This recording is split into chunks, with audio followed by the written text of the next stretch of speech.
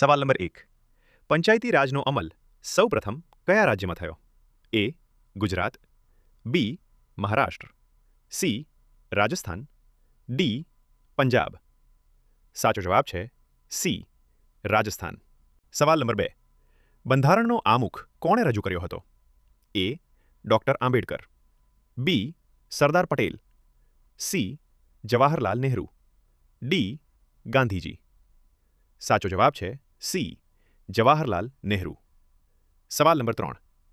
ભારતના પ્રથમ મહિલા રાજ્યપાલ કોણ હતા? એ. ઇન્દિરા ગાંધી, બી. સુચેતા કૃપલાણી, સી. સરોજિની નાયડુ, ડી. વિજયલક્ષ્મી પંડિત. દોસ્તો, આનો જવાબ તમે કોમેન્ટ કરો. સવાલ નંબર 4. બંધારણમાં હાલમાં કુલ કેટલી મૂળભૂત ફરજો દર્શાવેલ છે? એ. 10, બી. 11, સી.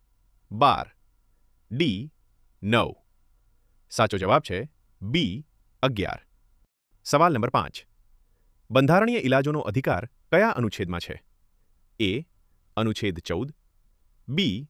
અનુચ્છેદ 19, સી. અનુચ્છેદ 32, ડી. અનુચ્છેદ 21. સાચો જવાબ છે સી. અનુચ્છેદ 32.